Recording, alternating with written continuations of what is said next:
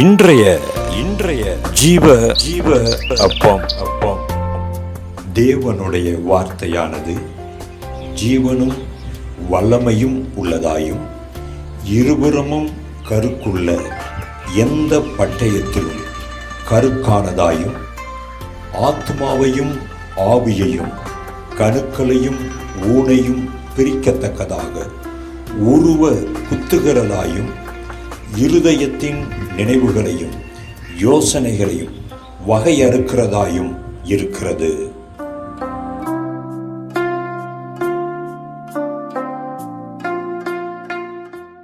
இன்றைக்கும் கூட நம்முடைய மீட்பரும் இரட்சகருமாயிருக்கிற இயேசு கிறிஸ்து தாமே தம்முடைய வார்த்தையினால் நம்மை ஸ்திரப்படுத்தி பலப்படுத்துவாராக. நித்தியத்துக்கு ஏதுவான ஒரு வாழ்க்கை இப்பூமியில் நாம் வாழ்ந்து கர்த்தருக்கு சாட்சியாய் எழும்பி பிரகாசிக்கிற பரிசுத்தமான மகிமையான உச்சிதமான கிருபையை நம் ஒவ்வொருவர் மேலையும் இன்றைய நாளிலே ஊற்றுவாராக. இன்றைக்கும் கூட ஜீவாப்பமாக வெளிப்படுத்தின விசேஷம் 5ஆம் அதிகாரத்தை நாம் எடுத்துக்கொள்ளலாம்.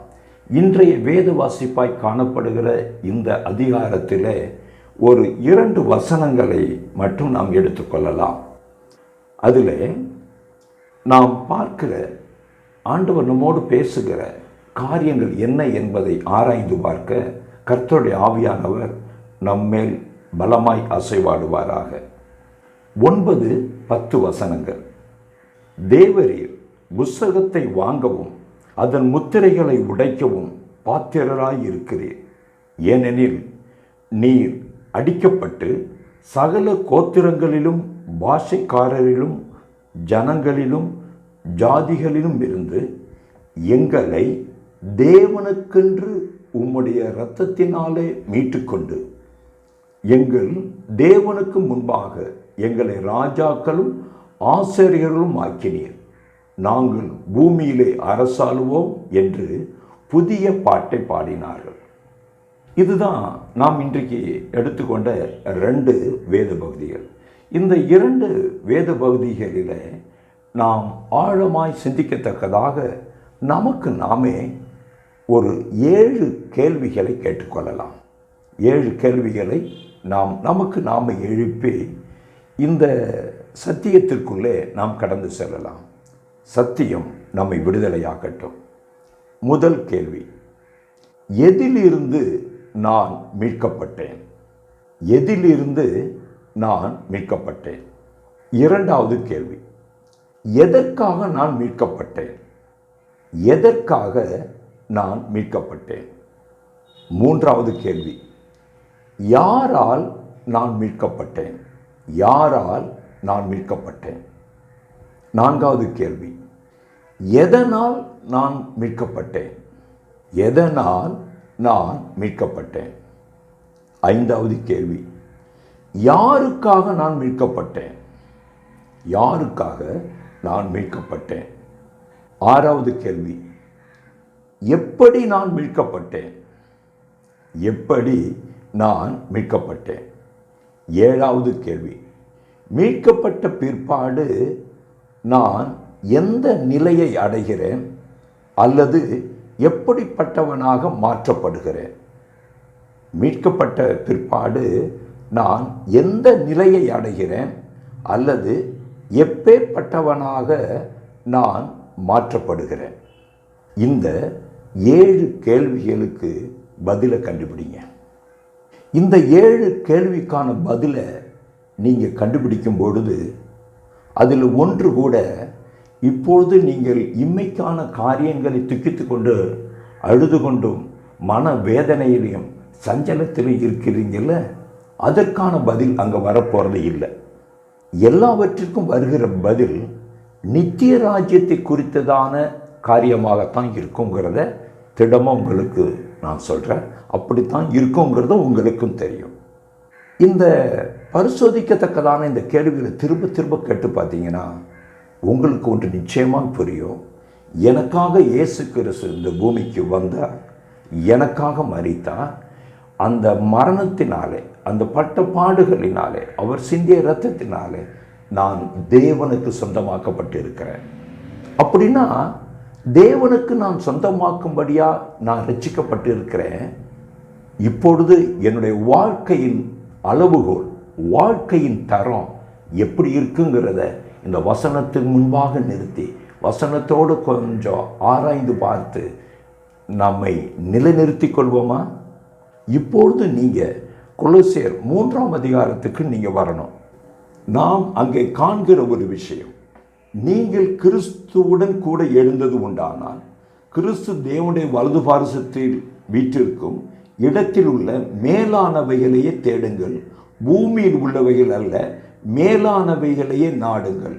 ஏனென்றால் நீங்கள் மரித்தீர்கள், உங்கள் ஜீவன் கிறிஸ்துவுடனே தேவனுக்குள் மறைந்திருக்கிறது. நான் நேரடியாக கேட்குறேன், உங்களுடைய தேடுதல் இம்மைக்காக மட்டும்தானே இருக்கா? அழிந்து போகிற இந்த ஜீவிதத்தில் வருகிற ஆசீர்வாதங்களுக்காக நீங்கள் அடித்து பிடிச்சிக்கிட்டு கிடக்கிறீங்களா? இடத்திற்காக, நிலத்திற்காக, சாப்பாட்டிற்காக, இந்த காரியங்களுக்காக மட்டும்தான் நீங்கள் கிறிஸ்துவிட்ட வர்றீங்களா? அழிந்து போகிற இந்த பூமியில் உன் தேவன் உன்னை ஆசீர்வதிப்பது நிச்சயம். அவர் கொடுக்கிறேன் என வாக்கு பண்ணுகிறார். ஆனால் முதலாவது தேவனுடைய ராஜ்யத்தை தேடுவதற்கு, அவருடைய இருதயத்துக்கு ஏற்ற வாழ்க்கை வாழ்வதற்கு நேர்மாறாக நாம் மாறுபாடான, கேடுகள் நிறைந்த, அசுத்தம் நிறைந்த, சுருக்கமாய் சொல்ல போனால் அவர் அங்கீகரிக்காத ஒரு வாழ்க்கை வாழ்ந்து கொண்டு இருக்கிற பொழுது எப்படி இந்த பூமியில் தேவன் நம்மை ஆசீர்வதிப்பான்? இந்த பூமியை விட்டு கடந்து போய் நித்தியத்திலே வீற்றிருக்கும்படியாகத்தான் நாம் மீட்கப்பட்டு இருக்கிறோம். அதை நாம் முதலாவது மனதிலே இருத்துவோம். அதற்கேற்ற ஒரு வாழ்க்கை வாழ்வோம். இப்பொழுது கர்த்தராய் இயேசு கிறிஸ்து சொன்ன ஒரு வார்த்தையை நான் வாசிக்கிறேன். உங்கள் இருதயம் கலங்காதிருப்பதாக, தேவனிடத்தில் விசுவாசமாய் இருங்கள், என்னிடத்திலும் விசுவாசமாய் இருங்கள். இதோடு கூட இயேசு கிறிஸ்து நிறுத்தல, தொடர்ந்து பேசுகிறார். என் பிதாவின் வீட்டில் அநேக வாசஸ்தலங்கள் உண்டு, அப்படி இல்லாதிருந்தால் நான் உங்களுக்கு சொல்லி இருப்பேன். ஒரு ஸ்தலத்தை உங்களுக்காக ஆயத்தம் பண்ண போகிறேன்.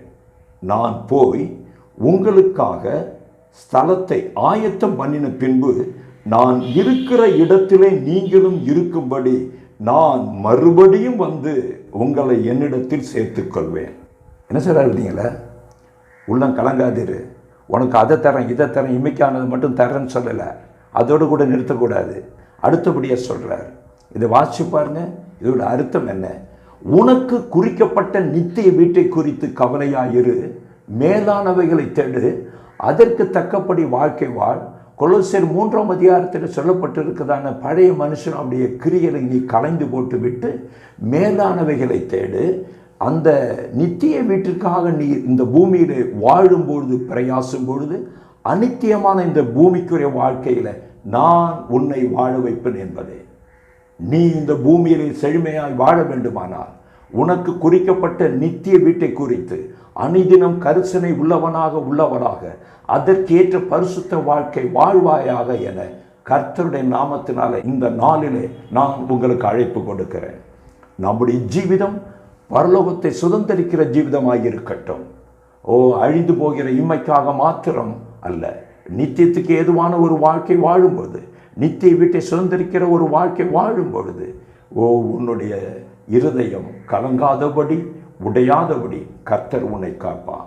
கர்த்தருடைய நாமத்தினால நாங்கள் உங்களை வாழ்த்துகிறோம், ஆசீர்வதிக்கிறோம். உங்களுடைய பார்வை நித்திய வீட்டை நோக்கி இருக்கட்டும். அதற்காக வாழ்கிற வாழ்க்கை இருக்கட்டும்.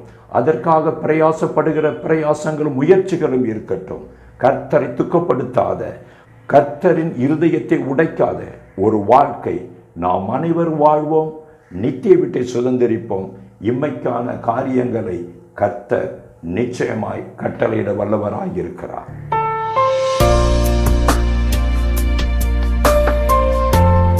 நித்திய வீட்டை சுதந்திரிக்கிறதில் எவன் ஒருவன் வாஞ்சை உள்ளவனாக அதை சுதந்திரித்துக் கொள்ள பிரயாசப்படுகிறவனாக காணப்படுவானானால் அவனுடைய வீட்டை, அவனுடைய வாழ்க்கையை, அதாவது பூமியிலே அவன் வாழ்கிற வாழ்க்கையை தேவன் பொறுப்படுத்திக் கொள்வார், தேவன் கவனித்துக் கொள்வார்.